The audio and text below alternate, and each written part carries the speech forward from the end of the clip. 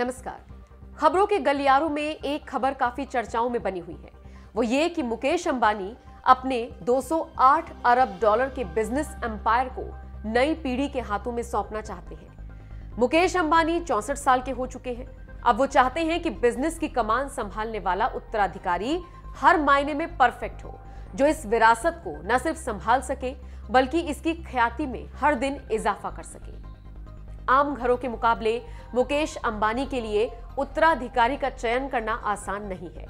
उत्तराधिकारी कैसा हो, कैसा ना हो, इसके लिए बाकायदा मुकेश अंबानी ब्लूप्रिंट तैयार कर रहे हैं और इसी ब्लूप्रिंट के आधार पर अपने फाइनल निर्णय पर पहुंचेंगे।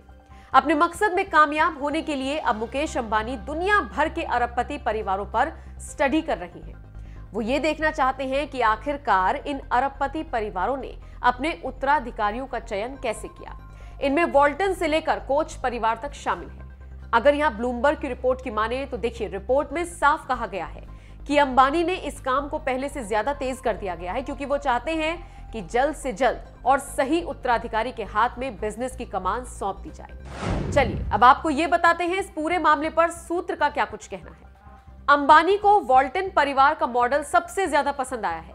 वो परिवार की होल्डिंग को एक ट्रस्ट में डालना चाहते हैं जो रिलायंस इंडस्ट्रीज लिमिटेड को कंट्रोल करेगी।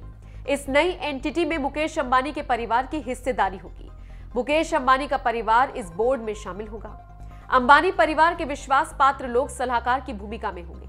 अब देखिए, सूत्रों का यहां यह भी कहना है कि कंपनी का मैनेजमेंट देखने और संभालने वाला व्यक्ति पूरी तरह से प्रोफेशनल होगा।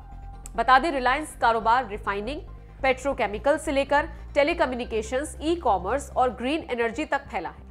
अंबानी अभी कई विकल्पों पर विचार कर रहे हैं और अभी तक उन्होंने कोई अंतिम निर्णय नहीं लिया है। इस बारे में रिलायंस के प्रतिनिधियों और अंबानी ने ब्लूमबर्ग न्यूज के ईमेल और फोन कॉल्स का जवाब भी नहीं दिया। लेकिन ऐसे में सवाल अब ये उठता है कि वॉल्टन परिवार मॉडल क्या है जो मुकेश अंबानी को सबसे ज्यादा पसंद आया है। चलिए अब इसे भी समझते हैं। 1992 में कंपनी के फाउंडर सैम वॉल्टन की मौत हो गई थी। मौत के बाद उनके बिजनेस के ट्रांसफर को मैनेज किया गया। यह बिजनेस ट्रांसफर अंबानी को काफी अच्छा लगा। वॉल्टन ने 1988 में ही बिजनेस को मैनेजर्स के हाथ सौंप दिया था। इस पर नजर रखने के लिए एक बोर्ड बनाया गया था। सैम के बड़े बेटे और भतीजे वॉलमार्ट बोर्ड में शामिल हैं। 2015 में सैम के ग्रैंडसन इन लॉ को चेयरमैन बनाया गया। कंपनी में इसकी काफी आलोचना हुई। कहने लगे शेयर होल्डर से ज्यादा परिवार को तरजीह दी जा रही है। सैम ने मौत से 40 साल पहले उत्तराधिकारी पर काम करना शुरू कर दिया था। पारिवारिक बिजनेस का 80% हिस्सा 4 बच्चों को दे दिया था। खैर, मुकेश अंबानी और धीरू भाई अंबानी के नेतृत्व में तुलना करें तो देखिए, यह कहना गलत नहीं होगा कि धीरू भाई अंबानी के नेतृत्व में 80 और 90 का दशक रिलायंस के लिए शानदार रहा। लेकिन 2002 में धीरू भाई अंबानी की मौत के बाद सब कुछ बिगड़ने लगा। दोनों भाइयों में विवाद हो गया और बिजनेस बांटना पड़ा।